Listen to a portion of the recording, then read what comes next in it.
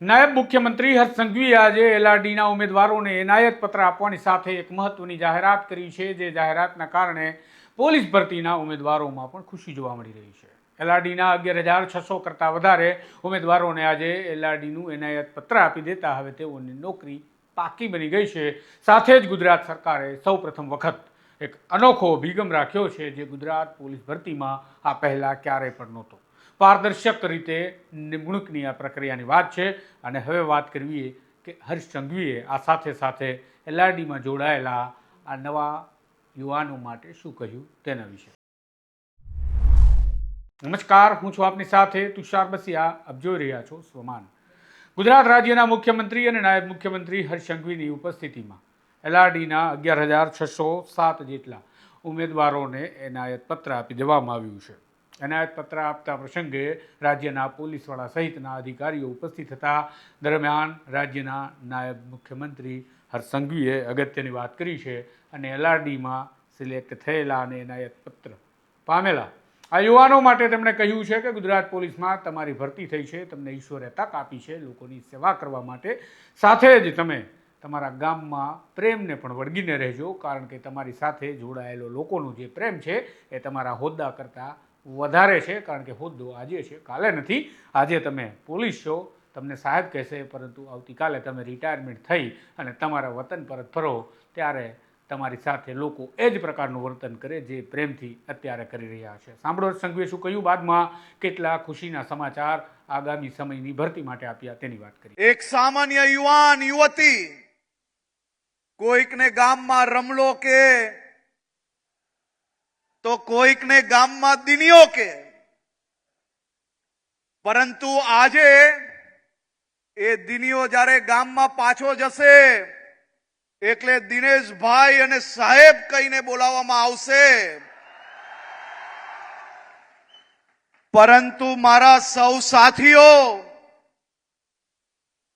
જે દિનિયાને રમ્યામાં પ્રેમ હતો ને, જે લાગણી હતી ને, એ લાગણી અને પ્રેમ આપણે ચૂકી નથી જવાનું. પોલીસની વર્દી આવતાની સાથે આપણે આપણા ગામની ધરતી ચૂકી નથી જવાની.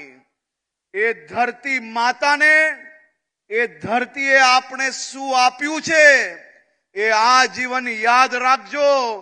અને જે જૂના મિત્ર છે ને એને જઈને આજે ગલે લગાડજો. આજના જ દિવસે, પહેલા જ દિવસે જઈને પોલીસની જેમ એમ એકદમ ટાઈટ વર્તન નહીં કરી લેતા ભાઈ, નહીં તો ગામની અંદર જે પ્રેમ છે ને એ પ્રેમ તમારાથી દૂર થઈ જશે. અને પ્રેમ અને લાગણી સિવાયનો સંબંધ એ ક્યારેય ટકતો નથી. હોદ્દાનો સંબંધ એ માત્ર હોદ્દા પૂરતો જ હોય છે. જે દિવસે હોદ્દો પૂર્ણ થશે, આજે તમારું શરૂઆત થાય છે. એક દિવસ એવો આવશે કે જ્યારે તમારી ઉંમર થશે, રિટાયરમેન્ટ બી આવવાનું જ છે, અને એ રિટાયરમેન્ટ પછી બી ગામમાં જાઓ ને જ્યારે પાછા, તો આજે પહેલી વાર પોલીસ લોકરક્ષક બનીને જાઓ ને, એવી જ ખુશી આપણા ગામના નાના નાના લોકોમાં મળે ને સાહેબ, તો જ તમે કામ કરેલું ગણાય. બાકી બધું કોઈ કામનું નથી. તો હવે હર્ષ સંઘવીએ બીજું નિવેદન મહત્વનું એ પણ આપ્યું છે કે એલઆરડીના 11,000 કરતાં વધારે ઉમેદવારોને આજે એનાયત પત્ર તો અપાઈ ગયા છે, પરંતુ તેમના પોસ્ટિંગ માટેનું કે તેમને ક્યાં નિયુક્તિ મળશે તેના માટેની એક નવી પ્રક્રિયા ગુજરાત સરકાર સૌપ્રથમ વખત લાવી છે, જેમાં આ યુવાનોને તક મળશે કે તેઓ પસંદગી કરી શકે કે તેમને નોકરી માટે ક્યાં પોસ્ટિંગ જોઈએ છે. ગુજરાતમાં પહેલાં આ પ્રકારનું ક્યારેય અભિગમ દાખવવામાં નથી આવ્યો, એ મહત્વની વાત છે. અને તેના કારણે ઉમેદવારોને નજીકમાં નજીક પોતાના પોસ્ટિંગને સિલેક્ટ કરવાનો મોકો મળશે. સાથે જ હર્ષ સંઘવીએ કહ્યું છે કે આ પારદર્શક રહે અને દરેક લોકોને દરેક માહિતી મળી રહે તે પ્રકારનો પ્રયાસ સરકાર કરશે. સાંભળું શું બોલ્યા હર્ષ સંઘવી. અમને સૌને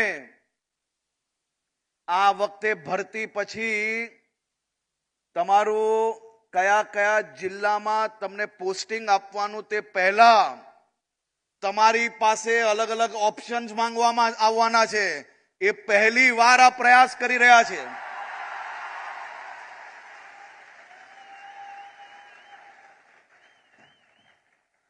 અમારો પ્રયાસ રહેશે કે તમામ લોકોને નજીકમાં નજીક જે જગ્યા પર આપી શકીએ એના અલગ અલગ નિયમો બનાવ્યા છે. નિયમો બી બધા જ લોકોને ટ્રાન્સપરન્ટ રીતે તમામ લોકોને તમામ માહિતીઓ સચોટ રીતે મળે તેવો પ્રયાસ કરી રહ્યા છે. તમને સૌને આનો લાભ મળે તેવી આપ સૌને શુભકામનાઓ. હવે તેમણે આ નવા ઉમેદવારો કે જે હવે એલઆરડી બની ગયા છે તેમને શુભકામનાઓ આપવાની સાથે સાથે હર્ષ સંઘવીએ એક મહત્વની ઘોષણા કરી છે કે ડિસેમ્બરમાં આ એનાયત પત્ર આપી રહ્યા છીએ તો સામે જાન્યુઆરી સુધીમાં અને જાન્યુઆરીના અંત સુધીમાં ભરતી જે નવી આગામી કરવાની છે તેના માટે દોડની જે પરીક્ષા છે તે લઈ લેવામાં આવશે. ભૂપેન્દ્રભાઈ પટેલનો હું આભાર માનવા માંગુ છું કે નવી ભરતીની બી પરમિશન એમને આપી અને એ ભરતીની બધી જ પ્રક્રિયાઓ ઝડપથી પૂર્ણ થાય તે માટે છેલ્લી રિવ્યુ બેઠકમાં એવું નક્કી કરવામાં આવ્યું છે કે આ બાજુ ડિસેમ્બર મહિનામાં તમને આજે એનાયત કરવામાં આવે છે અને નોકરી એનાયત કરતાની સાથે સાથે નવી ભરતીની જે દોડની પરીક્ષા છે એ જાન્યુઆરી મહિનાના અંત સુધી ચાલુ થઈ જાય, જેથી તમારી જોડે વર્ષોથી જે મિત્રો મહેનત કરે છે